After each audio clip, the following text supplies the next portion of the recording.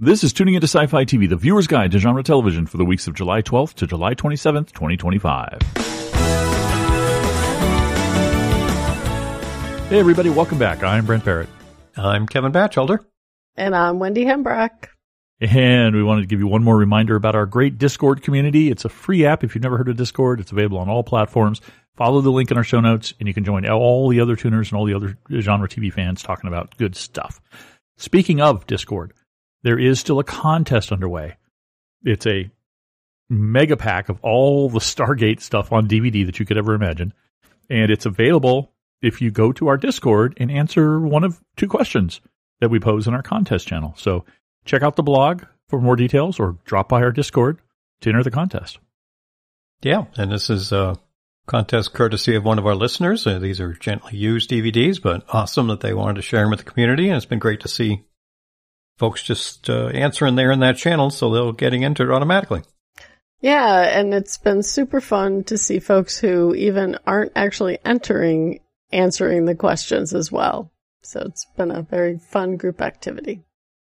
Yeah, I couldn't resist answering, even though I'm not eligible. But we'll figure it out when Kevin and I do the hard chore of going through the contest channel, figuring out who's actually qualified to be eligible.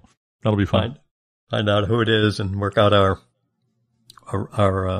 list of entries, and then Brent pulls out one of the many dice that he has, so we randomly pick a winner. Exactly. Don't be intimidated, because like I said, there's a lot of folks who are not actually entering the contest because they already have their Stargate gear. Yeah, they're just commenting in the thread. So yeah, by all means, jump in, folks. It's a lot of fun. It is. And there's another thing that's a lot of fun on our Discord, and that is polls. And we've got a bunch of polls up, and we're always going to have polls from time to time, and we'd love to hear your feedback with them. Right now, we're asking people, what is their favorite fantasy show of the 1990s? That poll is going to be over by the time you hear this podcast, but it looks like Buffy the Vampire Slayer is running away with it, so that's pretty cool. Yeah, there's a couple others that, are basically battling for second, but yeah, sorry, right now Buffy's pretty much got a lock on the lead. Yeah, I am not surprised by that. I'm happy to see the other shows that are getting a lot of love, though. Xena, Highlander. I mean, Xena and Angel, I would expect. I was a little surprised Highlander's doing so good. It was a good show for the time. I mean, it was really I have so minimal memories of it, though. That's just me. I mean, I remember it, but I don't remember it, if you know what I mean. It had a good ship in it, too. A good romance. It did have a good ship. And it had a very attractive lead. Oh, there you go. That's your formula for success, folks. All right. Well, that's going to do it for the intro. Let's head on over to the spoiler-free water cooler.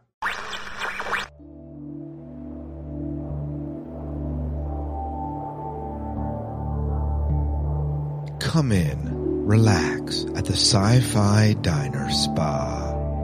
Let the cares of the Galactic Empire drift away under the hands of one of our certified massage therapists. Has our favorite Gungan senator been annoying you?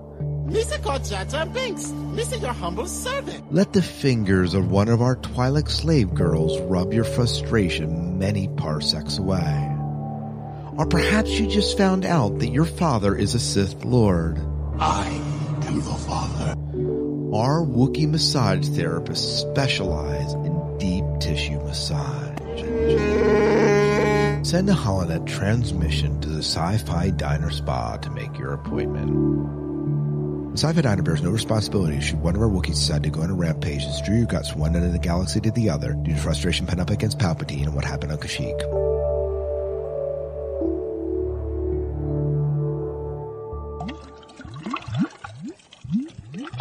First up on the water cooler, we're going to give the shows that were on over the last couple of weeks a quick review rating of Watch It Now, Watch It Soon, Let It Sit on the DVR. Let it sit. Sorry, going back to the old days. Or you can skip it. And we're covering the weeks of July 12th to July 27th, actually, which is a Sunday. And that's because we're recording on a Monday, and we've snuck another episode in here of Rick and Morty. So let's start with Rick and Morty. We have 3 episodes. Episode 8 of Season 8, No Mortland. Episode 9 of Season 8, Morty Daddy, and episode 10 of season 8, Hot Rick. And I'd give these in order: a watch it soon, a low watch it soon, and then a low watch it now. I really enjoyed the last one. Not when I watch. I have caught up. I would give 8 and 9, watch it soon, and Hot Rick, I would also give a watch it now. Awesome. All right, we also have The Librarians, the next chapter, episode 9 of season 1, and The Feast of the Vampire, and episode 10 of season 1, and Going Medieval. I would give these a watch it soon and then a high watch it soon. I thought the most recent medieval one was pretty good. Yep, I'm the same as Brent there. I have not seen these yet. Ooh, okay. Well, another show that we're watching is called Revival on Sci-Fi, and we've got episode 6 of season 1, Bloodlines. I don't know what happened there. Episode 7 of season 1, Too Many Secrets. And I would give the first one, Bloodlines, a watch it soon, but the second one, again, just like Librarians, high-end watch it soon. It was pretty good. For me, I'm actually flipped. High watch it soon and then watch it soon. I have not seen these. Interesting, Kevin. Interesting. All right. Let's go on to Star Trek Strange New Worlds, my current favorite Star Trek series. They're pretty much the only one that's currently airing new episodes anyway. Episode 1 of season 3. It's back for season 3. Hegemony, part 2. Episode 2 of season 3, Wedding Bell Blues. And episode 3 of season 3, Shuttle to Kinfori. I would give these in sequence a low watch it now. I really enjoyed the premiere. I'd say a low watch it soon. The second episode dipped lower for me. And then a high watch it soon for the most recent one. Very close to you. I will go straight watch it now, watch it soon, and then a high watch it soon. Very high watch it soon. Yeah, I'm going to go the same as Kevin. Watch it now, watch it soon, high watch it soon. Excellent. All right. We seem to agree on that sequence, at least which ones were the better ones. That's great. We're moving on to Foundation. This is the Apple TV Plus show. Episode 2 of season 3, Shadows in the Math, and episode 3 of season 3, When a Book Finds You. And I'm not watching. Yeah, for me, I would go a very solid watch it soon and then a very high watch it soon. I'm the same with you, Kevin, again. Definitely watch it soon and high watch it soon. They call us the Vanilla Pudding Podcast. We're all the same. We're not. That doesn't tend to happen. I know rare. This is a little out of the order. Yeah. All right. We've also got Resident Alien. We'll talk about it later, but the last season. Episode 7 of season 4, Daddy Issues, and episode 8 of season 4, Mine Town. I thought they were both pretty good. I'd give a high watch it soon to the first one and actually a low watch it now to the most recent one. Uh-oh, we finally differ a bit. I would go high watch it soon and just watch it soon. Oh, we are going to differ. I'm going to give them both high watch it soon. Wow. That's what this podcast is normally like, folks. So we're all different. We're all over the map. And to round out the quick reviews, we have a movie that was available on the streaming platforms called In the Lost Lands. I did get a chance to watch this one. And I think the cinematography was good. I think the action was really good, but the acting was and the writing was really bad. So I'd give this one maybe I'll be generous and say a low watch it soon, although it's kind of teetering on a high let it sit. Oh, well, that's both not surprising and disappointing. I mean, I do plan to watch this. I almost got to it the other night, so I think I'll still check it out at some point. Well, that is helpful information for me. I probably won't check it out. Yeah, Kevin, this would be right up your alley. This is kind of like a high-budget B-movie sort of feel to it. That's what I was kind of getting the sense, yeah. Yeah, I think you'll like it. It's really good. No, it's not really good, Kevin, but you'll still like it. In the context of this. Yeah. All right, moving on. We got some voicemail feedback from Bonita in Colorado. She wants to talk about the Murderbot Diaries. You were talking about Murderbot Diaries, which a friend of mine turned me on to the books before the series was ever made. And in the books, the author did a fantastic job of making Murderbot gender neutral. Murderbot isn't it. So it was so effective that I actually, as I was reading the novels, was perceiving Murderbot as a female. Because I'm female, probably. I could identify with Murderbot. So I like the fact that they used the pronoun it and in the writing and the way it was written.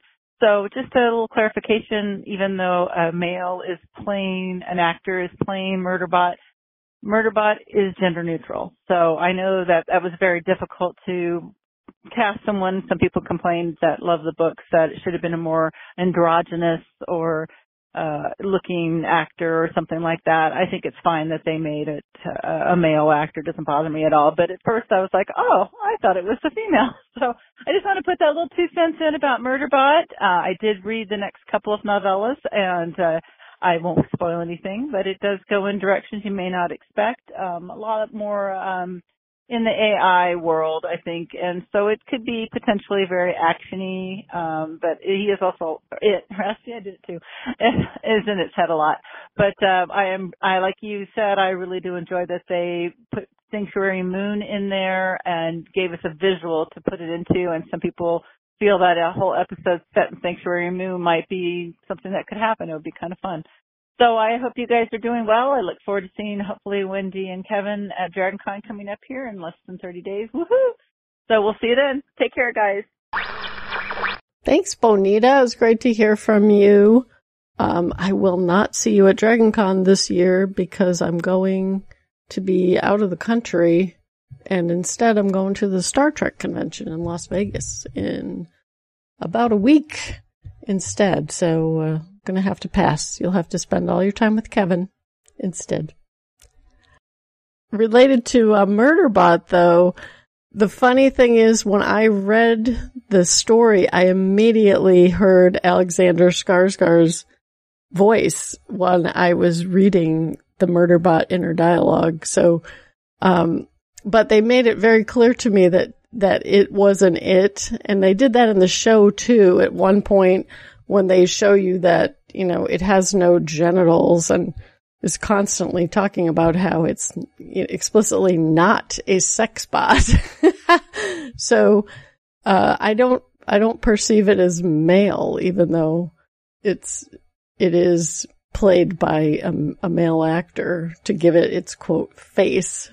So thanks. That was great to hear from you. And I'm glad to hear that the story's going to go in some interesting directions in the future, too.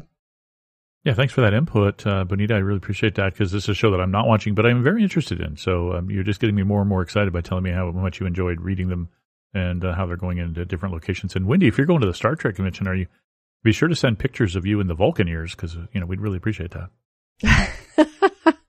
I do not cosplay when I go to DragonCon, very rarely. Not going to be cosplaying, but I did order a t-shirt that is of a Starbucks type cup that is labeled Tea Earl Grey Hot for Jean-Luc. Ah, there you go. Okay. I would expect nothing less representing there. For Wendy and Jean-Luc in Star Trek. Murderbot, yeah, that's interesting, Bonita. I hadn't heard that in terms of the novellas, that approach. So, but it's also, it keyed off what Wendy said a little bit that, if in the case of a property where you haven't read it yet, let's say something based on a book or novella, but you're aware of who's been cast in it, then you're right. Or at least for me, when you start reading some stuff, then you start to put that actor's voice in your head for internals or face and so forth. That's always interesting there. But I'm glad to hear there's some interesting things coming from Murderbot because I wasn't really sure where they were going to go next. Good to know that they do have some ideas on what it might be. And yeah, I am very much looking forward to hopefully seeing you at some point at DragonCon. As you know, I'll be probably on 10 or so events, speaking, moderating, whatever it might be. So hopefully you catch it in the program or we catch each other in a hallway somewhere, Bonita. It'd be great to see you and any of the listeners who are going to be there. By all means, let me know. Probably in the next couple of weeks when we get closer, I can announce some of the specific details. But certainly, Winona Earp, the librarians, the magicians, Arrow, Severance, Arcane, several different panels, from fan panels to guest panels, I'll be involved in again this year, and very excited and starting to do prep work on all. I know what you mean, Kevin, about the, hearing the voice and seeing the face of somebody. I know that whenever I read anything that is like about Buffy Summers, I always picture Christy Swanson. So I know what you mean. Just to be a rebel, right? just to be a rebel. She had the part first. Technicality, yes. Technicality. All right. Moving on. We do have some bad news. I kind of let it slip during the quick reviews. Resident Alien has been officially canceled. Now, all of us on Discord are like, didn't we already know that? We seem to have a collective memory of knowing that this was the last season of Resident Alien, but it is now official. This will be the final season. I suspect and I hope that the writers knew that ahead of time and will give us a good solid ending to what is a pretty wonderful series. There are only, as of time of this recording, only 3 more episodes to go, and I'm hoping that they give us a nice solid end. Yeah, I think that the collective Mandela effect there is that the fact that last season was just a real banger quality-wise with humor and story and everything, and then we heard the ratings weren't that good, and they were telling them to slash the budget, and they had to get it to co-air on Sci-Fi and USA. So I think we all, those of us who've been around genre shows enough, were like, yeah, that's the telltale sign this is going to be last season. So they just kind of confirmed it officially. I did see some info from some of the cast members, including Alan Tudyk. He was on the Katie Sackhoff podcast recently, and mentioning that it will be a satisfying ending. The writers, gave a he described it. I can't quote him, but it's like we've seen in some other shows. He said where, we're not going to wrap everything up, but it'll be left at a good point with still an opening just in case anything, might change in the future. Yeah, this is very disappointing. I was hoping it would get some new legs on the USA channel, but we've talked a little bit about how it's kind of noticeable that the budget has been cut, and I've enjoyed this season a lot, but it's definitely, you can tell based on the limited locations and the limited special effects that they're on a much smaller budget. I did like seeing that the actor who plays Sheriff Mike said that the last 3 episodes are the best. So they're going out swinging. And also, I believe it was the showrunner had said that they deliberately wrote it as Alan Tudyk described, where we're wrapping up the main story, but leaving things open that could be threads that get pulled for the future if there's ever something in the future, which maybe there'll be a movie or something once it does amazing on Netflix after all the seasons drop. Yeah, they might have a movie follow-up. You never know. I did see that, at least clips from the Katie Sackhoff podcast with Alan Tudyk as well, Kevin, and I loved the part where they were having an exchange about at least Katie not understanding, what all the different networks, and she was surprised that Sci-Fi still existed and things like that. And I love how Alan said, yeah, we're on USA Network now, but it's the exact same people we've always worked with because, it's all Universal. So they don't really have any difference. But that is actually really funny. And Katie did also bring up, not really directly related to Resident Alien, but it is Alan Tudyk. I think Alan Tudyk brought up, Firefly and the reunion potential for Firefly. And I love how Katie's like, but you're dead. And he's like, well, that doesn't mean anything. Yeah, it's Sci-Fi. They can find a way to make that work. Yeah. And Alan also mentioned not directly to Resident Alien situation, but for most of us who know that, as he was talking about this idea of the future of the show and all, and as he said, and he was good not to, tick anybody off, but he's like, and we're on broadcast TV. He said, that's just not where the continuity of several seasons runs anymore. So, it's the reality even that, they're lucky they got their 4. Yeah, they are. And it was fun. All right, moving on to another show that is a lot of fun. Kevin's got some news about Wednesday. Oh, I absolutely do. This might be our best news for this podcast, and that's the fact that Wednesday has been officially renewed for a season 3 ahead of its season 2 premiere. Woohoo! Now, Brent will do his talking about the whole conspiracy theory of that he is a proponent of, so we'll let him. I won't pop his bubble on that one, but no, that was great to see, great to hear. Obviously, not a surprise with how insanely popular season 1 was, and season 2, from all that we've seen, just looks like it's going to be another banger. So that was great news there. There's also a link in the show notes. Netflix has been having some fun, which is great to see for a show that is fun, putting out some different videos as we've shared here the last few weeks. But recently there's a link in the show notes to something called the Ultimate Wednesday Season 1 Quiz. And it's a set of 13 questions about things that happened in season 1. So it's almost like a little, I wouldn't call it a recap, but maybe a revisit.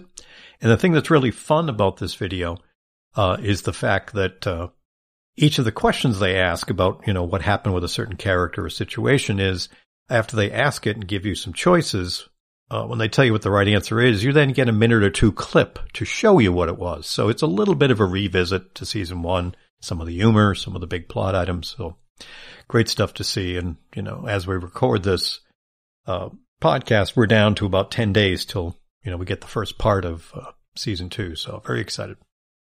Yeah, this was great news to hear that Wednesday will be having a season 3, and hopefully plenty of time for the writers to think about what that might be. I did do the quiz, and I did great, and it was very fun and a fun way to remind people of season 1 if you don't have time to do a rewatch. Yeah, it's great news. I haven't taken the quiz yet, but I will. And it's not really a conspiracy theory, Kevin. I think it's kind of fact at this point in truth. But Wendy, I don't think you have to worry about the writers because they've already written and they've already shot season 3. Because you know how my theory, I guess I'll put it in quotes, goes. It's pretty obvious to me that Netflix ordered 2 seasons at once. They ordered season 2 and season 3. It's cost effective. They knew that it was a big hit, that it was going to be a big hit. So they ordered 2 seasons at once. They filmed them at once to make the cost less. The production company spends less money if they only have to set up everything once. So I'm sure they filmed it. They've written it all. They filmed it all. And the reason they don't announce the season 3 until season 2 is about to air is because that gets people out in the street, the general public, to say, whoa, this show, they're so happy with this show. It's so good that they renewed it for a 3rd season. I got to check out season 2 and see what's going on. And while I will agree with most of what you said, I'm not so sure about the shooting part, only because of some of the big names they've had involved in this. Doesn't mean it's not true. We might come to find out it is, but the idea of, these networks and streamers renewing shows for multiple seasons, but holding back on the announcement is kind of the lay of the land. So I thought we were also going to hear that means season 3 will be the last season. No, it depends upon how season 3 does. Okay. If season 2 and 3 do really well, then they'll order probably 4 and 5. Aha. So by the end of season 2, we might be up to season 5. No. I think they're going to wait till season 3 starts airing before they make that decision. Okay. Well, Netflix, they love their big tentpole shows. I mean, Stranger Things, Squid Game. I mean, when they get something that, they ride it for as long as they can. All right. Moving on to something that isn't, I don't think, quite a tentpole series for Amazon Prime, but it's an enjoyable animated series that Wendy and I have been watching called Invincible, and she's got news. Yeah, so Invincible, which just finished season 3, has been renewed for a season 5. Apparently, this was Prime Video's most watched animated season of television of all time. And it was the biggest returning season of all of their adult animation. So season 4 is coming in 2026, which means probably season 5 is coming in 27, but they don't specifically say that. So adult animation is definitely something Amazon is going to continue to invest in. And it's good because it's a good show. And of course, my advisement continues with this one, that Amazon, again, very successful show for them. They probably ordered 2 seasons at once because it's a lot cheaper to have that animation pipeline continue to run instead of shutting it down and starting it up again. Good to hear for those who are fans. By all means, great to see it's doing that well that it's number 1 animation-wise for them. All right, well, moving on. I've got a link here to Starfleet Academy. First look, this is the new Star Trek series that's coming out. It's going to be set in the distant future at the same time of the end of Discovery, if you saw that series. It's going to be premiering on Paramount Plus early in 2026. And I have to admit, while it's cool to see a new Star Trek series coming, this teaser, I'm not a fan of it. I looked at this and I thought, I could kind of sense where this is going because they show and talk a lot about relationships and interactions between characters and this kind of stuff that I didn't really like at the end of Discovery, which is why I kind of gave up on Discovery. But I'm willing to be wrong on this because the concept of an academy sort of show is interesting to me, but it also looks like it could so easily be essentially a soap opera in space. Essentially, a whole bunch of individual characters and their relationships, and it just, I don't want that. But we'll see. We'll see. I want to be disappointed. And I totally get where you're coming from, because I had that vibe as well. And what I'm leaning towards, just trying to stay the positive side of the fence, is it's Holly Hunter as the captain, and I love her as an actress. She's just amazing. So very excited for that. And I'm hoping, because this is kind of a first look teaser, they don't have a lot of actual content shot yet. So we got a lot of just look at this character, look at that character, look at this relationship. So I'm hoping it's only because we don't have any real footage to use yet. So I think once we do get a traditional teaser and or a trailer, we'll have much more of a feel. But I see where you could be concerned, Brent. Absolutely. I don't want that either. So I'm just hoping it's because they wanted to be able to do something for, San Diego Comic-Con and let us know it's coming in, 2026. Yeah, I am less concerned. One, because I did watch a video of Holly Hunter and Robert Picardo and another one of the cast whose name I can't remember, talking about the show. And Holly Hunter talked about how she is a captain and she has a ship. And in the trailer, they show her sitting in her captain's chair of her ship. So I'm expecting they're going to take that ship out for some purposes as part of the story. And to Kevin's point, it did very much feel like, well, we shot the scene where she says, "Welcome to the Academy," because that was kind of what the voiceover was. The thing I thought was fun was seeing Robert Picardo. I was a little bit disappointed we didn't see the character from Discovery, the redheaded scientist, because I thought she specifically is going to be in it. We did see the engineer from Discovery at one point. I also thought it was cool, all the little Easter eggs of past characters on that wall of fame and the mystery of Captain Sisko. So that stuff might turn out to be really fun and interesting if they're going to sort of pivot off of some of those historical characters, and maybe there might be some people who are descendants of some characters we ran into in the past. So I'm going to stay cautiously optimistic. The other thing that was super fun was seeing Paul Giamatti come in at the end. That also gave me some optimism that there might be some humor and fun in the show. James T. Kirk Plaza or whatever they showed in the beginning. Yeah, I'm hoping I'm wrong. I'm hoping that it'll be more interesting than just a soap opera set in the Star Trek universe. So I will check it out. Obviously, it's Star Trek. Yeah, and Tilly is you're talking about. Yes, thank you. In this, yeah. We didn't see her in this teaser, and she was a lot of fun in Discovery. So yeah, I'm hoping she gives us even more to like here. And so was the engineer. She was hilarious. Yep. More subdued, but yes. All right, speaking of hilarious but not subdued, Kevin's got some information about the Buffy reboot. Yeah, and this was big news, certainly to me, and I think many other fans. Sarah Michelle Gellar posted on her Instagram a couple of photos to essentially let us know that they're already doing table reads. That's, what it was. One of the photos is from her name placard, saying Sarah Michelle Gellar Prince, as character Buffy Summers. And then also there's a photo of the front page of the script, with a few key things, blotted out in black so you can't tell, like the episode title or things like that. So that's very exciting stuff to see. Just further cements how real this all is, and what's happening, and the timing of that coincided with there being a press release as far as some of the casting. They've cast them, as they're referring to it, they've done the main cast. So the link in the show notes, take a look. These are folks that you may be familiar from other shows, but they're not, shall we say, big names, which I think is right in line with what I kind of expected here. So let me give you some of the names here and do my best with pronunciations, since I'm not familiar with several of these folks. But we have Fally Rakatu Havana coming in, if you saw them in Unprisoned. We also have Ava Jean, who is in Law & Order SVU.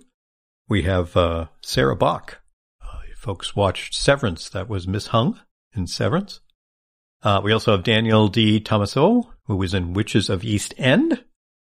And Jack Cutmore Scott, who is in Oppenheimer.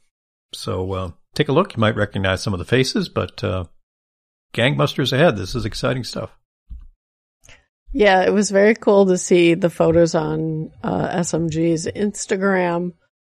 The only cast member I really recognize name is Daniel D. Tomaso, because he was in Witches of East End, which we all liked. But he was also in Major Crimes, and I liked him a lot in that too. Yeah, very cool stuff. Looking forward to this and seeing, how they're going to continue the story. I'm one of the people that did read the at least quite a number of the graphic novel / comic book extensions of Buffy. So I'm curious if that's all going to be canon still or not, and all sorts of things. So great to see the cast, the casting news as well as all the cool new faces. All right, moving on. Wendy's got some news about Peacemaker. Yeah, we'll have a link in the show notes to a trailer for Peacemaker Season 2, which is coming up very soon, returning on August 21st. It's a meaty trailer, definitely tells us what's going to be happening. I'm not going to spoil it, other than to say alternate universe. For me, it looks fun. It also looks like it's probably kind of moving in ways that were very surprising in Peacemaker Season 1. So definitely looking forward to this one. Yeah, it kind of makes sense, the whole alternate universe aspect, because, Season 1 of Peacemaker showed us some of the Justice League, and they are not in the current plans for James Gunn's future for DC. So the only way he can save Peacemaker, his little child there, but his wife is actually appearing in, is to have some sort of alternate universe connection or some way to get them into the alternate universe. So totally makes sense, but it looks fun. It looks kind of wacky. The stupid kind of humor, which is also funny, like throwing the beer to the one guy you just can't catch it twice, and then finally the only smart one there, she has to barge in and say, just hand it to him. I just love that. Yeah, knowing how crazy Season 1 of Peacemaker was, this story choice, as Wendy said without getting spoilery, looks perfect for the kind of things it's going to set up to have fun with. So, this is a case of where the trailer just ratcheted up my excitement for this coming in just a few weeks' time here, because this should just be more crazy fun. Okay, moving on to a show that was kind of a sleeper hit for me, and I think all three of us here on the podcast. Percy Jackson and the Olympians. We've got an official teaser and a premiere date. It's going to be streaming on Disney Plus starting in December on December 10th. And all I can say about this from the teaser is it just looks cool. This is a show that I didn't have a lot of expectations of or hope for, I guess, when I first started watching it. It's a teen sort of, young adult comedy, or not a comedy, young adult show. And sometimes those we've discovered on this podcast turn out to be pretty good for adults too. If you're into the genre mindset, you seem to be more prone to like things that are young adult because they tend to be fantasy and more about hopeful things and exciting stuff. And so this show turned out to be that way too.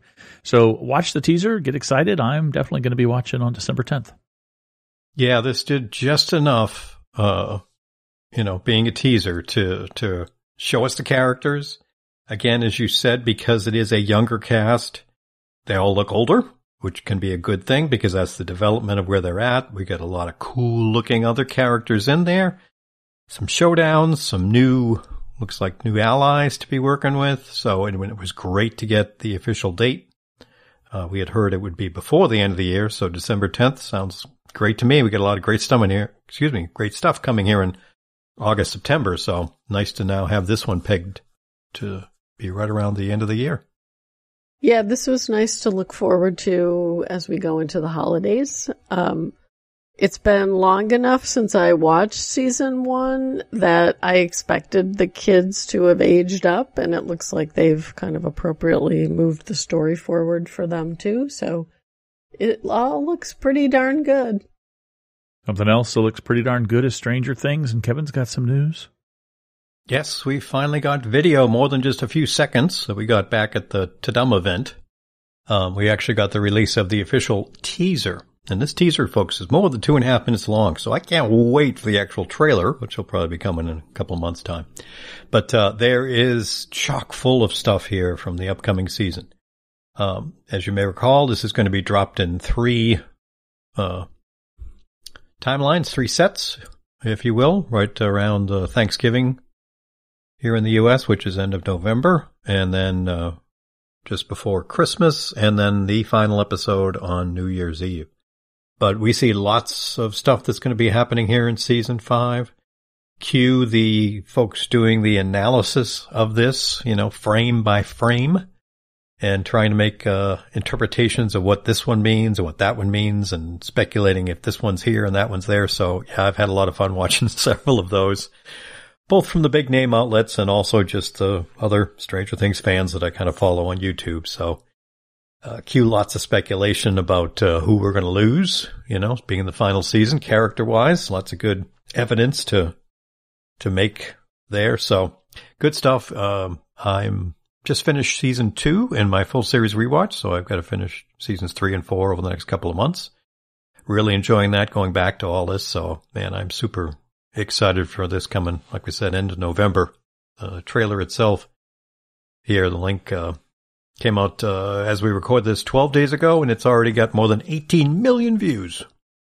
Yeah, this was good. I was glad to see that we actually saw some plot finally. All the main characters I was expecting and hoping to see. It does seem to foreshadow some people who might be sacrificed, but that's what a good trailer does. Might be some bait and switch in that.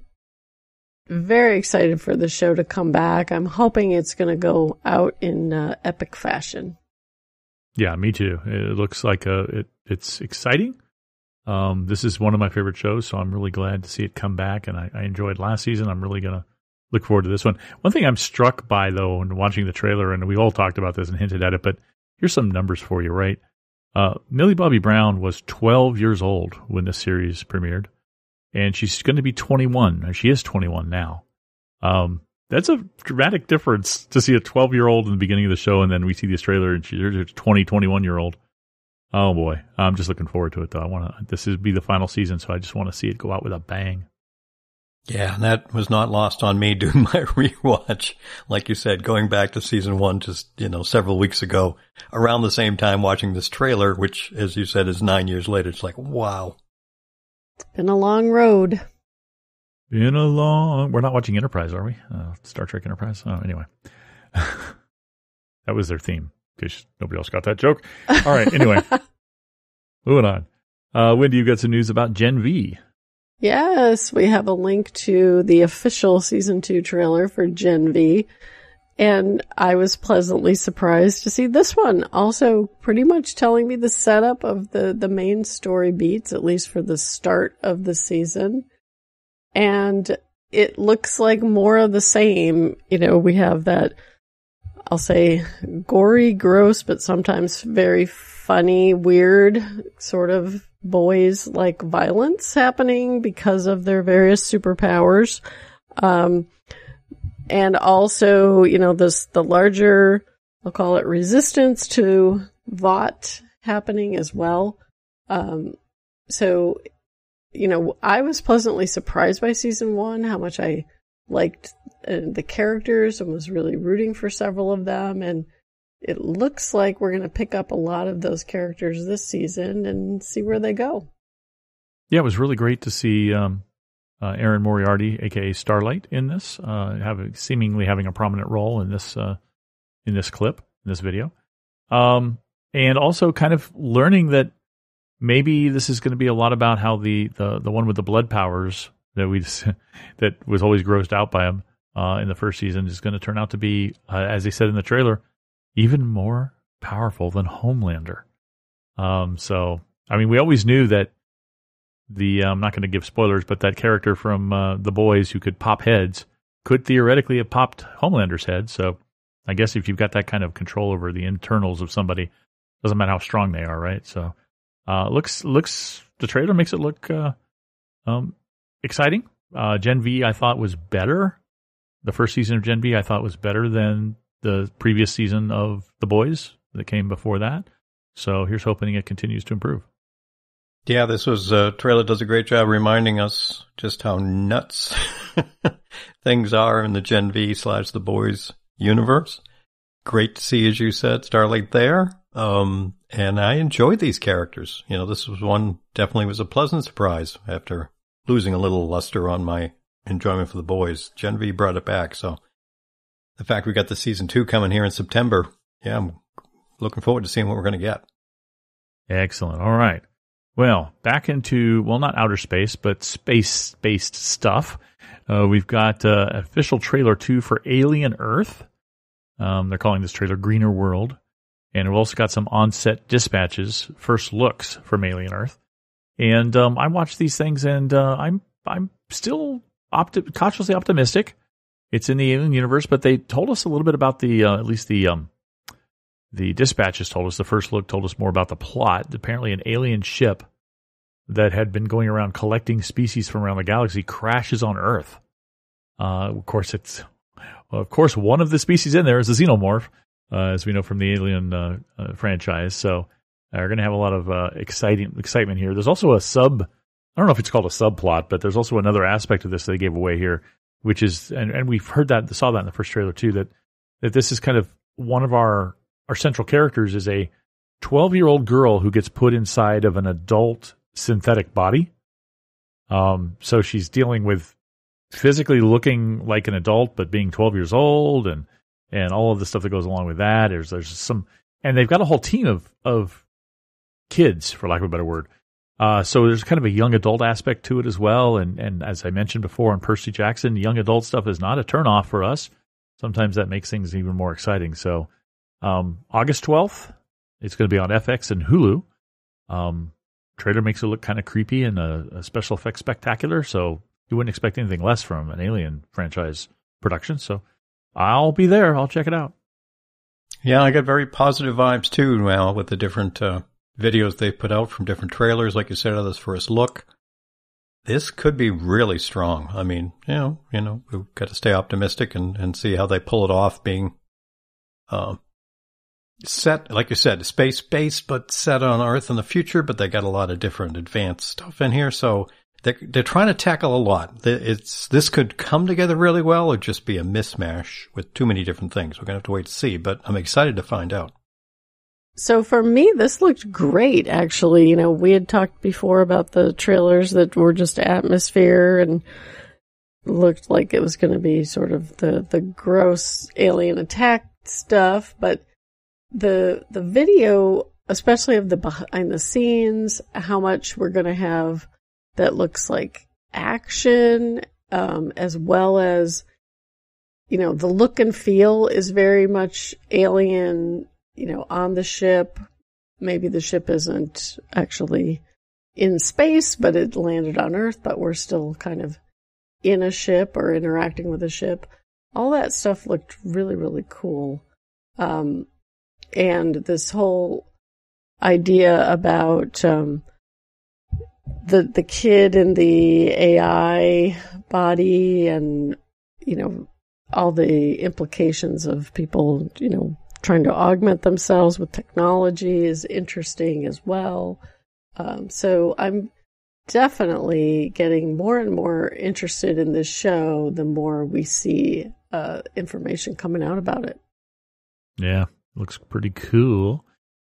All right, Kevin, you got a list of the nominations for the Emmys for 2025? 2025 Emmy nominations were announced recently. Awards happening, I think, in September, just a couple of months from now. And normally when, I say normally, showing our age here, going back many years, Emmy nominations, and you'd be lucky if you'd catch one or two genre shows that might get, some love in these things. Not the case anymore, folks. Outstanding Drama Series, 8 nominees, 4 of them are genre. 4, half of them. Andor, The Last of Us, Paradise, and Severance are all up for Outstanding Drama Series. Outstanding Television Movie, we've also got The Gorge in here that we've talked about multiple times on this podcast. And you know, even on the Outstanding Comedies, we've got What We Do in the Shadows as a nominee there. And when you get down to the actors, both lead and supporting, 6 cast members from Severance in all 4 of the key categories: outstanding lead actress, lead actor, supporting actor, supporting actress. So quite a bit of genre in here. Very exciting to see. You know, just nice finally that they're showing us some love. Yeah, it's showing the power and the appeal of genre. You didn't mention also two shows that are limited or anthology series for Black Mirror and The Penguin on HBO as well. So, you know, very, very broad coverage of genre television. Props to the actors. It's all good news. I'm pulling for The Last of Us. I sure hope it wins Outstanding Drama Series of the bunch there. I know there's a couple of genre shows in there, but that's the one that I really want to put my weight behind because it's the one I like the most, I think. But it's usually the way it goes, right? But yeah, good stuff in here. It's amazing to see them at least recognizing genre. They very rarely do so. But yeah, it's again, it's all a popularity contest though, an internal Hollywood popularity contest. So I'm kind of bitter about these award shows. So I'm not too optimistic. But it's glad to see them being nominated. That's nice. All right, Wendy, you've got the last article for today. It's something about Roku. Yeah, so Roku, you know, it's probably everybody's favorite channel because it's free other than the ads. So it's kind of in the old school model. They keep adding channels, and they have now added 17 more channels. A couple of them are genre related. Channel 748 is Stargate, and it's the beloved mothership, I believe. Although it might be all the Stargates. We'll have to see once it actually airs. We also have Channel 329, which is the Xena channel, which that's going to be interesting. I'm guessing we might get some Hercules in there. We might get some other properties with people related to the production on that channel, too. Because Xena did run for like 7 or 8 seasons, but still, that's I'll be interested to see what else is paired with Xena on that channel. And we also have something called Stingray Stargaze, which is like celestial background kind of stuff. Everything else is not genre related. We've got some sports. We've got things like MMA and Swerve Sports, which is, it's just called alternative sports, which who knows what that even means. But there's also, you know, American Gladiators, which I'm guessing is the old classic show, which might be fun to revisit for some folks. And there's a little bit of the Dog Whisperer's got his own channel, so there's something for everybody here. But like I said, if you don't win the Stargate DVD contest we're running, you can also satisfy your Stargate fix with their channel. And same with Xena. Yeah, I got to thank Roku for doing this, for putting so many ad-supported free channels for folks who either can't afford or don't want to pay for the big streaming services. And Roku obviously has the ability for you to add those streaming services too, the ones that you have to pay for to your Roku, either via the web or via their devices. So that's really cool. I like their model. They've been one of the very few successful kind of alternate TV provider solutions we've had out there. And I think that's pretty cool. The Xena channel is cool. And if you don't want to wait for your favorite Stargate episode, just enter the contest to win all of Stargate on DVD, guys. Yeah, it's been nice in the last few years now seeing what they call the FAST options, meaning free ad-supported television. whether it's from Roku or Tubi's also pretty popular. There are several others just like that, and they have these niche things that just work. I mean, MeTV has got classic 60s, 50s, and 70s shows.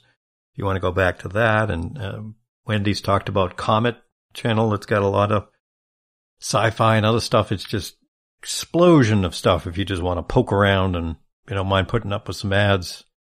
You know, the thing I love about Tubi and many of these other services too is that even though they do have ads, they're not censoring the movies.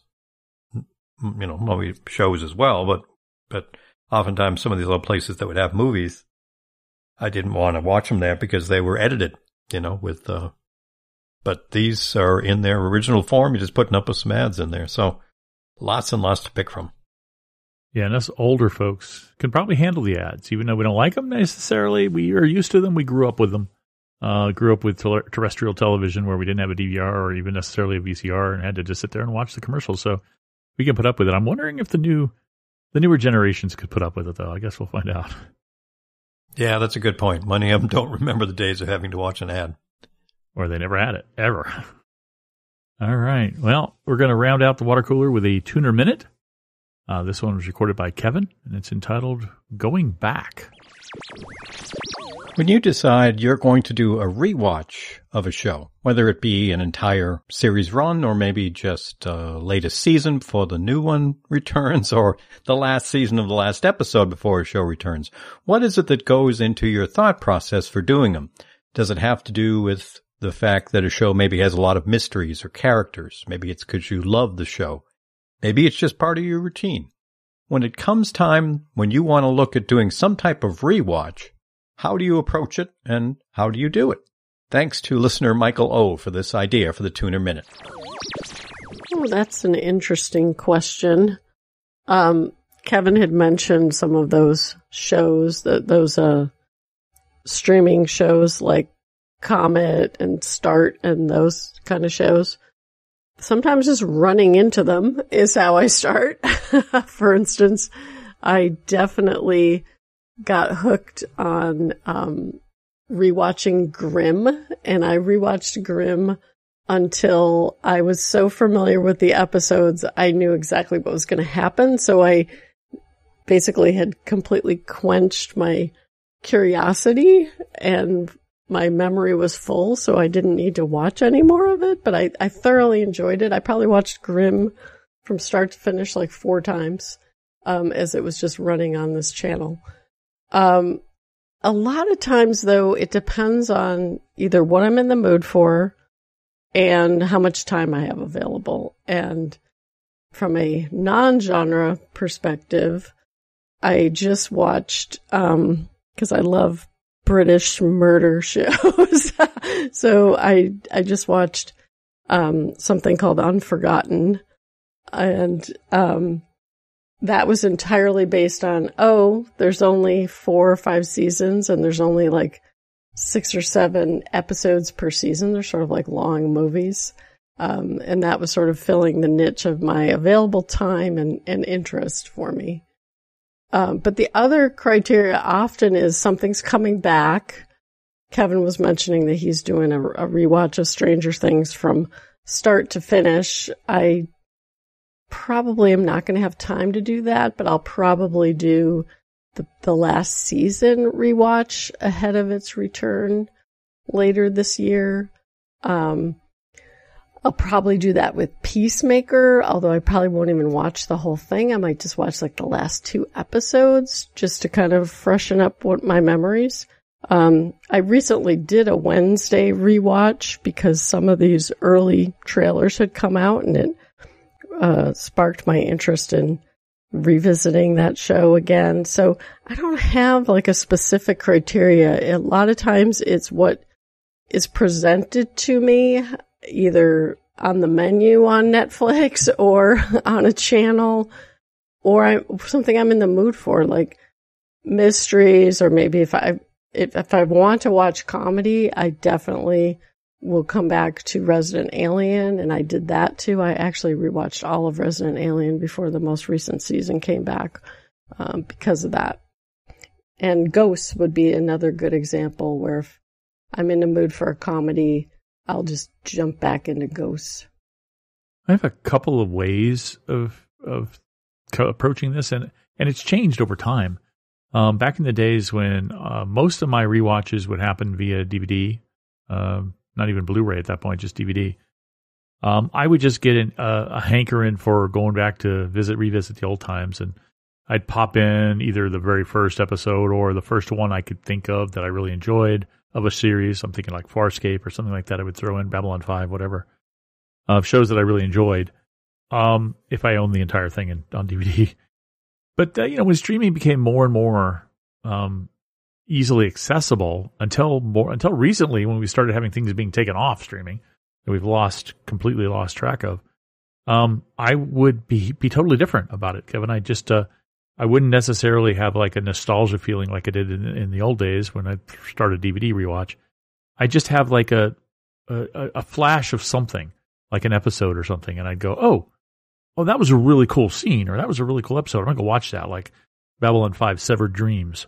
I just watched it streaming instead of, going and digging up my disc and throwing it in and that sort of thing.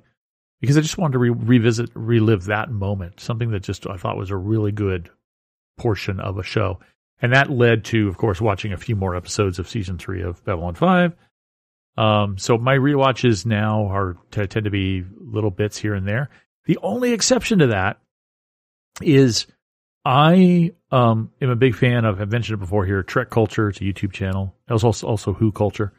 And Trek Culture was doing something, they do top 10 lists all the time, and they were doing one. And it got me to remembering that I personally, by the way, my favorite Star Trek series of the old, that's done, not the new stuff, because I can't really rate those yet, is Star Trek Voyager, believe it or not.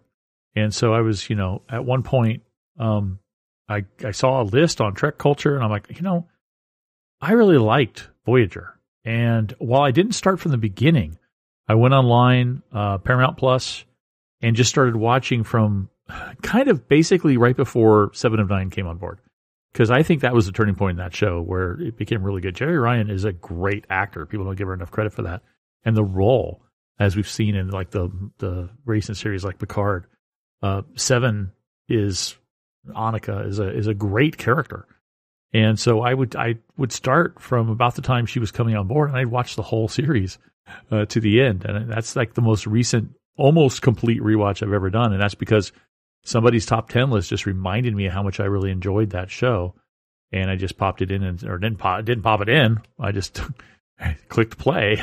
And over the course of, a couple of weeks, I just basically watched multiple episodes a day until I was through the series. So, it really has changed over time. And the inspiration for it is usually just a reminder of something nostalgic or something that I really, really liked.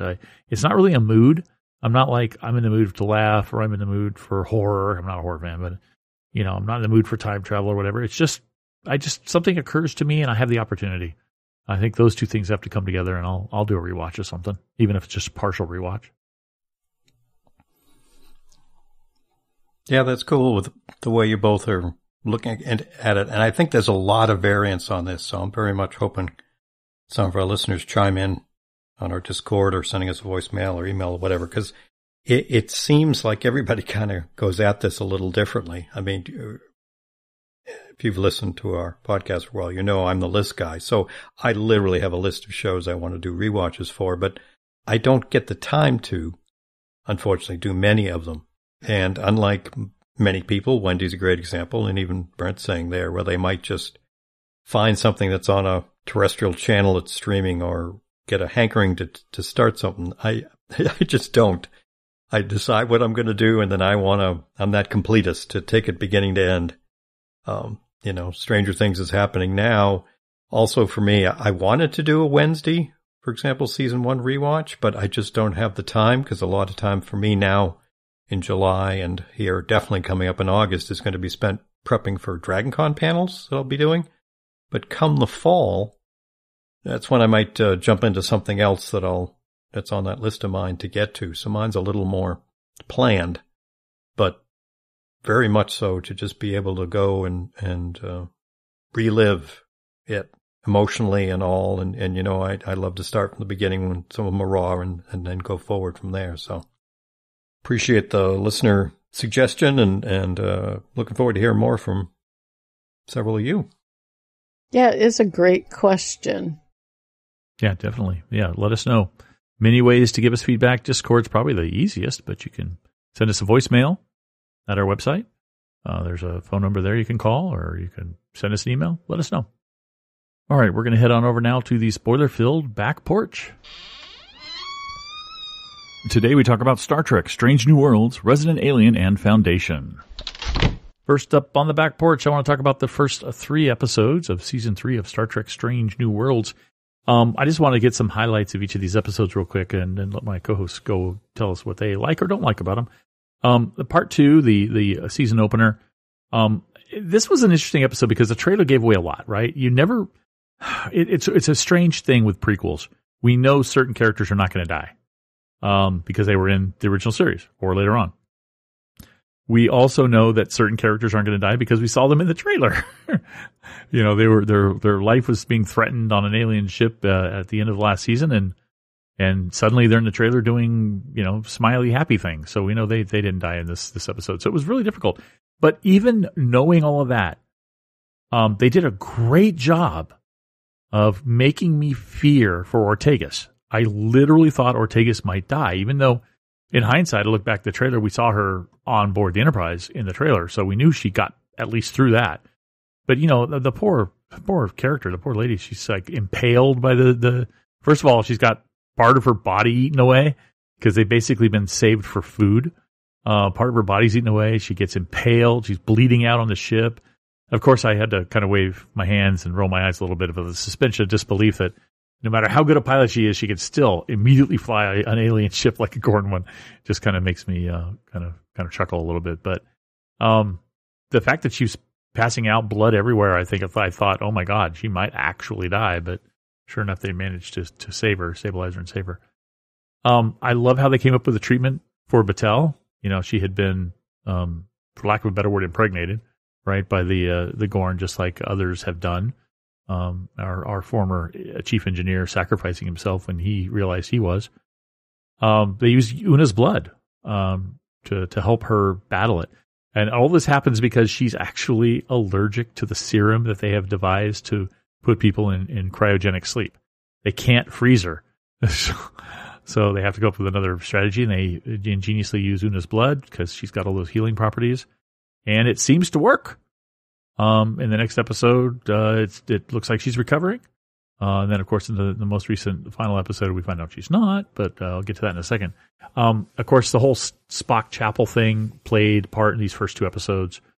I am actually in Strange New Worlds kind of a Spock Chapel shipper. I enjoyed their time together because I knew in TOS, it is canon that they had feelings for one another. In TOS, they clearly did. There were episodes where, you know, both characters are showing compassion or tenderness or caring for the other. But Chapel heads off in this part 2 episode, heads off to work with Roger Corby for an extended period of time and tells Spock, you know, I'm going to head off. We're taking a break. We'll see how things go. And, of course, in the next episode, it's been several months, and Spock is all excited that Chapel's coming back. But she brought her new boyfriend with her, Roger Corby. And we know from TOS that Roger Corby and Nurse Chapel and Christine Chapel actually did get married for a while. That's revealed in the TOS episode where we meet Corby. So Spock finally has to come to terms with, there's a breakup here. It's not happening. And he's going to be falling back hopefully into the logic Spock, the more logical Spock that we knew from TRS. I mean, he's logical here too, but he got very emotional for a while.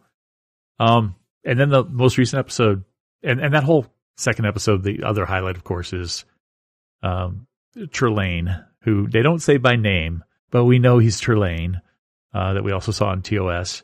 And they did a clever thing, very clever thing to retain the continuity. Nobody saw his true face.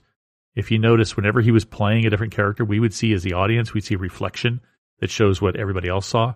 So nobody saw his true face. So that's why nobody from none of this cast that was around in the TOS days recognized him as the same guy. And then, of course, we get John Delancey as his father coming in that that orb, which is the same thing we saw in TOS, that came in. Trelane's parents came and chastised him and told him to stop playing with his toys and stuff. We get the same thing, but it's John Delancey, of course, Q. So we get also that not stated but implied that Trelane is a Q, and I thought that was awesome. The final episode, I kind of dug a bit. It was a combination of a zombie episode. I was excited to see that. It was a fresh take on the zombie story, although it was a little bit of Last of Us because it was also a plant or non-animal that was turning these people into essentially zombies. And it was a cool nod. The whole shuttle to Ken Foree was an actor from all of the Romero, Blank of the Dead movies. And so it was really cool to see that. And it was some cool zombie action and interaction between M'Benga and Pike, which I thought was really cool. And the Klingon who was the daughter of the Klingon mass murderer or whatever, butcher guy that M'Benga actually had to kill. Not had to, chose to kill. And we also get to learn that Captain Patel is dying. And the thing is, she seems to be stabilized again by the end of this episode because they actually are trying to merge her DNA with the DNA of the Gorn. And that is freaking out Pike, but she has to point out that she didn't have the luxury of worrying about how he would react to that. She was dying. So we get that thing going in. There's a lot of speculation that Captain Patel's still going to die in the series, and a lot of that is to do with the fact that Melanie Scrofano has her own series now, and also because we never heard anything about her in the future. That doesn't mean she does die. She might survive and just go off, and not be seen much anymore. But there were 3 very interesting episodes. I thought they were all pretty good, and I'm curious what you guys thought. Yeah, there's a lot to love in these episodes. They're great examples of what Strange New Worlds can do. I mean, part 2, the opening episode was just what I call a banger. I mean, it was just edge of your seat, start to finish. We know these characters got plot armor or whatever, but that doesn't mean you don't ride the emotional roller coaster with them. So it was fantastic. Well done. Exciting. Blink and it's over to me. I absolutely loved it that way. Great example of what this show can do really, really well. And I had watched like the night before, the last episode of last season, the part 1 of it. So it's just, it was great to literally just jump boom, boom together. I enjoyed very much episode 2. Enjoyed the nod to the original TOS, all of that, Delancey. If I want to find one thing to nitpick is the placement of when they did this episode.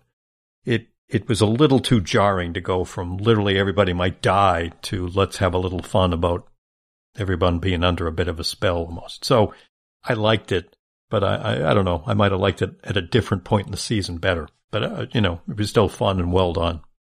And episode 3, as you point out, excellent with the Doctor and the Captain and the Klingon and the impact of what's going on with Melanie's character and all.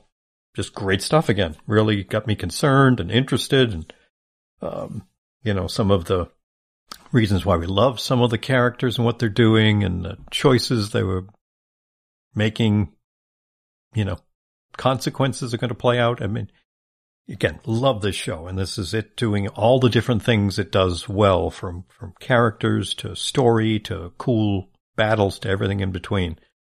All covered here in these 3 episodes. Yeah, I originally, the second episode, I was like, I'm surprised that this is here.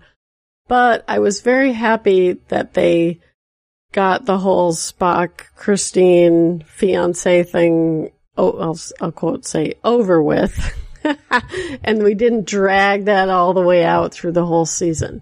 But I did enjoy that episode overall once I kind of got past the jarringness of it compared to the first episode, which was just outstanding to resolve everything. I really liked it. I liked that, we had Una's physiology helping to save her. And then when we had the third episode, the away mission. I was pleasantly surprised that they brought back the whole continuity with the Doctor's history with that warlord Klingon and that story. The thing about the zombies was interesting as well. And I did like that Pike was really upset about what the plan was in terms of merging her with Gorn DNA, and his discomfort with that idea. There just was a lot of, I would call it classic Star Trek themes going on, even including the Klingon who, was trying to restore the family honor and ultimately sacrificed herself in order to do it. I liked all that stuff a lot. I also like that the whole Klingon War PTSD thread, they haven't just dropped that. Like, we had it with the Doctor and his storyline, but we also have it with the pilot, and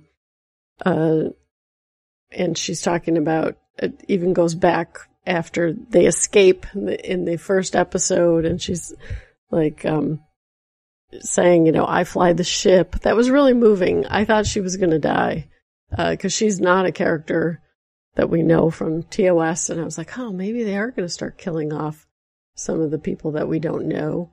So I thought that was actually, I thought all of that was really well done. Their whole escape from the Gorn, was very well done in that first episode as well. So far, I think we're off to a pretty good start.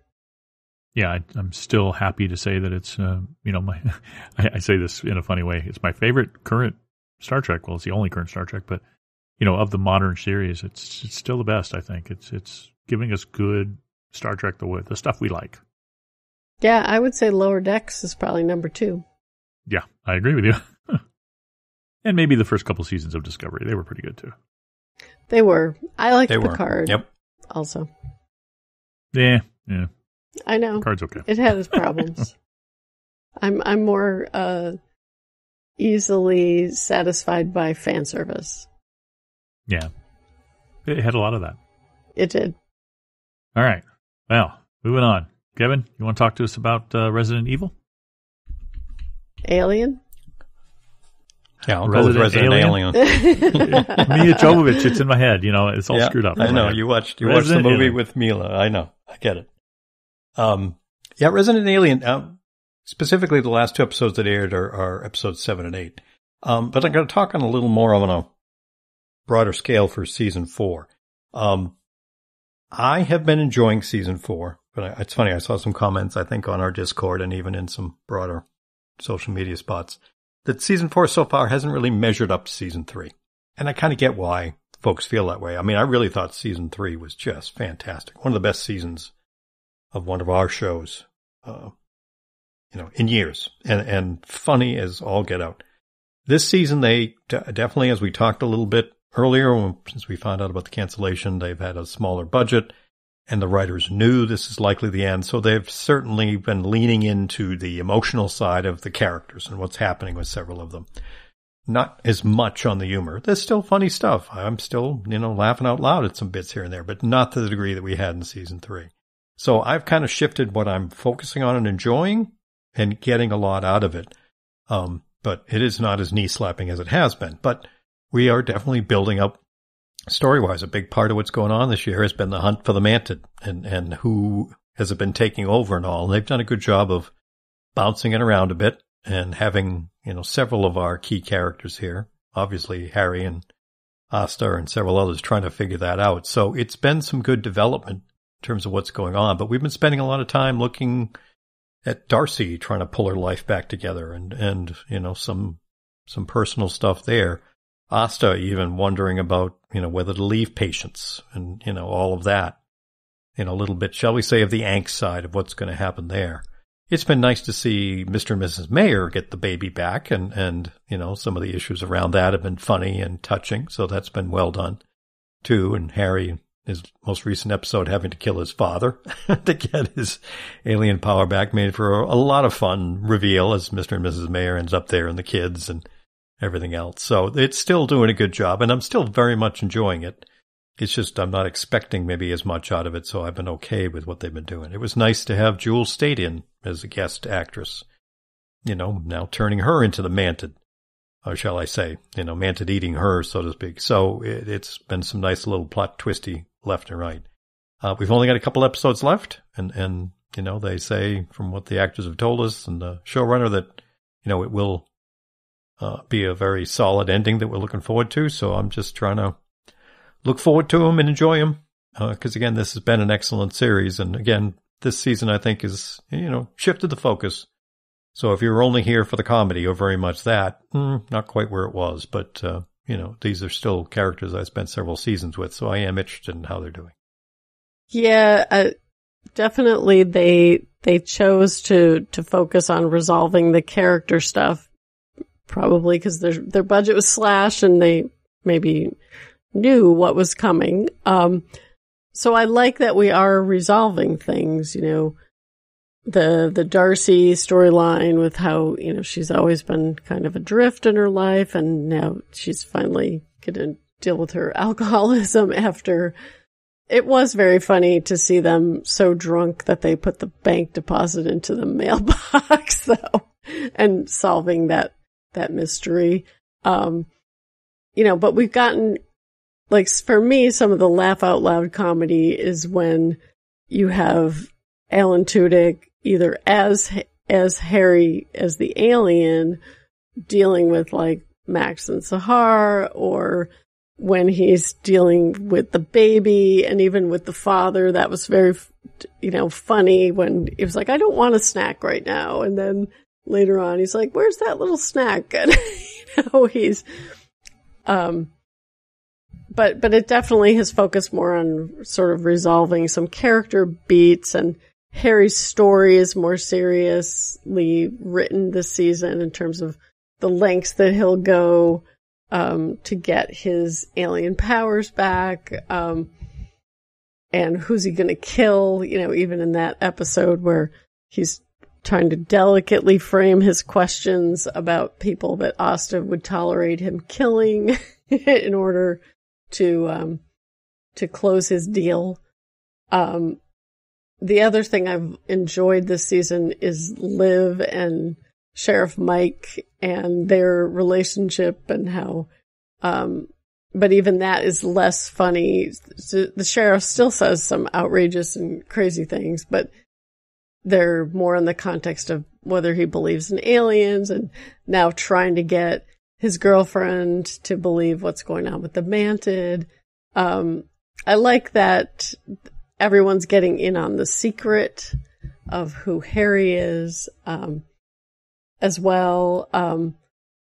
I like that ultimately, he saved Max and killed his father instead. All that stuff was really good. The father showing up was quite a twist for me. I definitely didn't have that as something I thought might happen. So I am enjoying this season a lot, but it is different in terms of it's not as funny, and it's also not quite as sad, as, season 3 really had a lot of ups and downs emotionally. I'm one of those people who don't really enjoy this season, at least not until episodes 7 and 8 came out. There's, as you guys have pointed out, way too much time spent on all of the, I'm not going to say side characters because they're not really side characters, but all the other characters and their relationships and their personal struggles and all of that stuff, which is not what I watched this show for. I watched this show for wacky, zany sci-fi stuff, and the comedy that comes from that. So, early Resident Alien, where, you've got the whole concept of the little boy seeing who the alien was, but nobody else believing. That sort of stuff, funny as heck.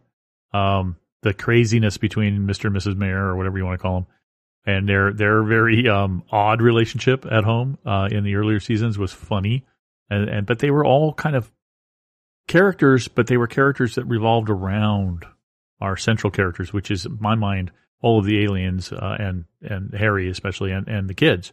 They were always the main characters to me. So this season's been a bit of a disappointment because thank goodness for a fast forward button is all I got to say, because there's just a lot of scenes where I'm like, I don't care about this. I really don't care. I don't care about the alcoholism. I don't care about dealing with the stress of having to keep a secret about the baby. I don't care. Skip. So I was doing a lot of that. So thankfully, when Harry's dad was introduced, that kind of was a turning point. The series became more focused again. At least there was enough of the zany alien stuff that kept my interest. And I loved at the end of episode 7 when Mr. and Mrs. Mayor were there, when Harry was turned back and their son was hugging him. I love that. And then the opening of 8 where, his Bridget or whatever, his son, runs up on the table and they're like, what is that? And grabs the apple and bites it and gives him a weird look and then runs away. That kind of stuff is what I love about the show. And so I'm happy to see it coming back in a larger percentage, a larger slice of the episode pie, is coming back to the stuff I enjoy. So if 9, 10, and 11, I think those are the next 3 and the final 3. If they have more of that, where there's a larger slice of the pie that is the zany alien stuff, then I'm going to be very happy with the way it goes out. But yeah, I was not a big fan of episodes 2 through 6, basically, and quite a bit of 7 too, because and even 8, because they dealt a bit on the personal stuff. But they're getting back to what I love, so I'm enjoying it. Yeah, it's a 10-episode season, so we've got 2 more. Okay, is one of them like a double-length episode or something? I don't see any info about that. Oh, okay. I thought I heard 3 more were coming. Okay, never mind. But yeah, no, and like I said, Brett, there's a lot of folks very much like you that I've encountered, in terms of what they expect and when the show is at its best. Okay, well, hopefully it goes out with a bang. Looking forward to it. All right, Wendy, you want to talk about Foundation? I do. So the most recent episodes of Foundation had a lot. I'm not going to kind of summarize plot, but we just had a lot of things happen, change. We got sort of the separation of the Harry Seldon, who was with Gale on what they're now calling New Terminus, with the descendants of Tellum, the ones who have psychic powers. And I was really disappointed to see Harry basically break from the protocol. They had been sort of on this path of waking up once a year, spending a couple of weeks, and trying to advance the Foundation knowledge of the principles of psychohistory, and they realize, though, that they can't, they're not going fast enough to correct the timeline. So Harry is supposed to stay behind for a couple of years and ends up staying behind much, much longer, so that when Gale is reawakened, he's an old man, and he leaves with Kali, who I'm hoping we're going to get an explanation of where they went and what happened. I'm assuming we will. But Gale has to continue on her own. She ends up meeting up with the about-to-be-crowned new Day. Or actually, I think maybe he was crowned by the time they met. But there was actually a wonderful sort of anticipation of people who were finding these artifacts from the psychohistory particular book. And when that book was found, it would trigger a contact with Gale, who sends a hologram to talk to Empire. And Gale has been dreaming about the mule, so she knows that threat is still out there after he takes over Calgan. Both the Foundation and Empire are trying to figure out what to do.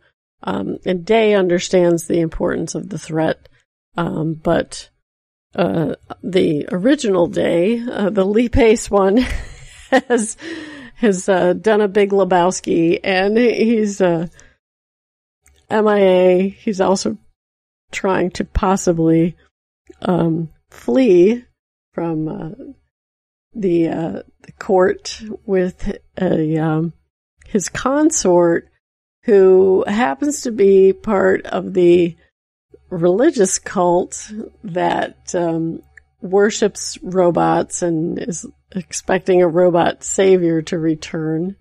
That was an interesting twist I did not see coming.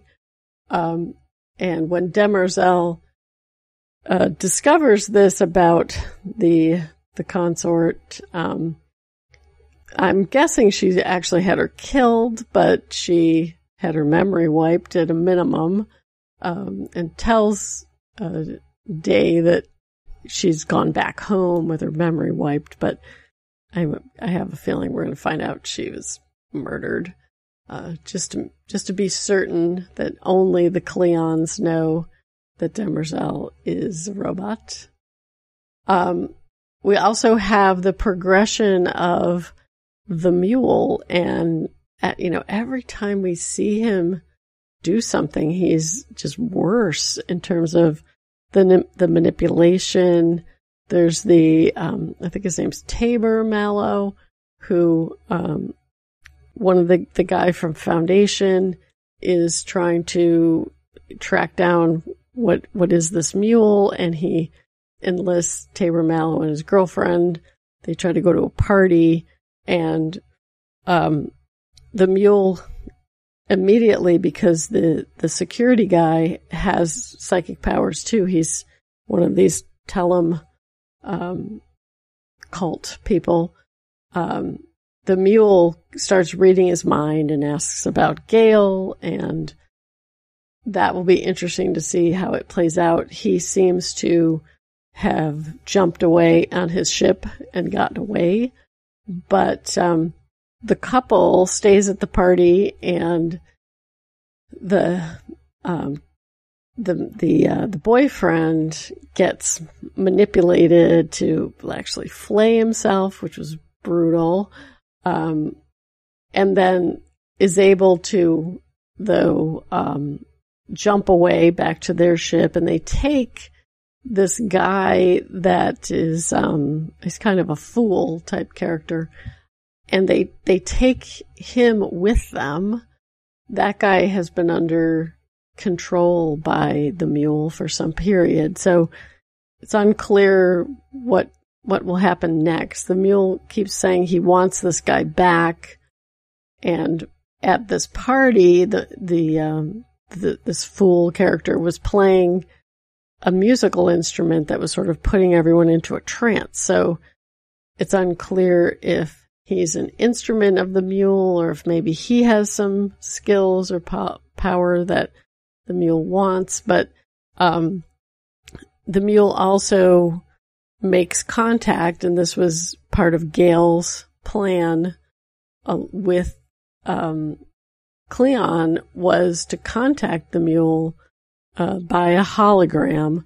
But while they're on the phone, basically, they're breaking into one of the jump portals. So Cleon is unaware of this, and it's going to be interesting to see if they follow the Tabor Mallow ship, if he follows the security guy, what is his actual agenda? And in the most recent episode, it's almost implied that he isn't entirely in control of himself. He talks about things being preordained, but we had a really interesting speculation in our Discord that possibly Tellem, who we thought was killed in season 2, she was inside the little boy, that maybe she jumped, maybe she went someplace else, maybe somehow she is the mule. There's other theories as well about where the mule came from, but that one was particularly intriguing to me. So this season's been interesting because generally, like the first episode will be set up, but we kind of keep having setup, building upon setup, building upon setup, for what will be maybe Day trying to escape, or if that's actually him helping fight eventually. Then the other sort of intriguing thing happening is because Day sort of went MIA, Dawn, who is now the new Day, and his relationship with his brother, Dusk, who doesn't want to die and is trying to come up with a loophole to not die. It's going to be interesting how that plays out in terms of choices that they make or not, and then whether or not Demerzel can actually be a help or a hindrance relative to the mule. Dusk doesn't even view the mule as a problem. And of course, the only reason why the new Day knows how big a problem he is because of Gale. So I'll be also curious how quickly others realize, that there's this sort of back channeling going on between the Foundation and the Empire. Well, being Foundation, there's a lot going on, as you just laid out, even when you try not to summarize the plot. You kind of have to when you start talking about the pieces, because they all come together. That's the part of a story this sprawling and this epic and this many characters. They're doing, for someone, again, who jumped off in season 2, didn't watch season 2, but watched some recaps. I've been very pleased with how well I've been able to get into this season and very much enjoying all of the pieces that are on the chessboard, and what their influences are, as you touched on a lot of things. I mean, the real kind of highlights for me from these couple of episodes were, again, the meeting, if you will, between Dawn and Gale. The fact that she was only a hologram to protect herself, but the fact that, laying that out there early on and basically just saying, yep, I'm going to call on you someday when I really need you. And now the mule is coming to power. It's time for them to find a way to collaborate, or both sides could end up destroyed. So that's very interesting, because it's obviously two differing factions of what's going on in this world. The mule stuff is interesting, and I see lots of speculation that that's somehow something related to Harry, or Harry himself, or something else coming back into the game, so to speak, to make the two sides realize they need to collaborate more. So, fascinating stuff. A lot of good things, as you said. The whole thing with the, Brother Day's girlfriend, if you will, and her being part of that sect that worships the robots, and her giving the sign to Demerzel, and Demerzel telling him that, no, I didn't kill her, but I wiped her mind.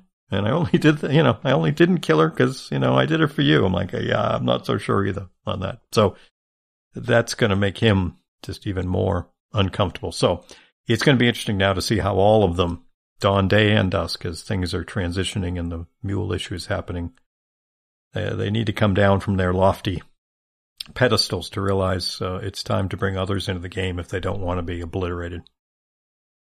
Yeah, I'm going to be curious if they actually do that.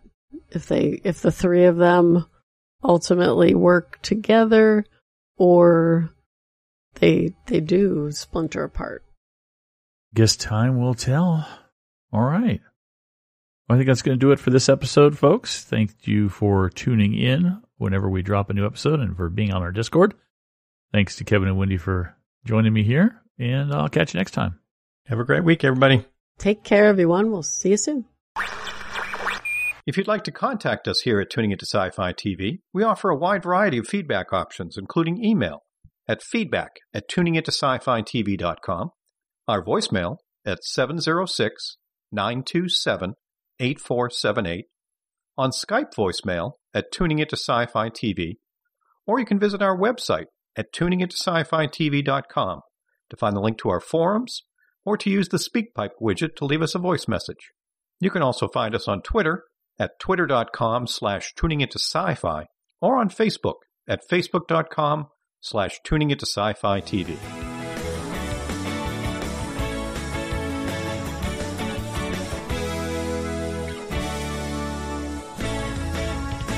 The theme music for Tuning Into Sci-Fi TV is by Beatnik Turtle, used with permission.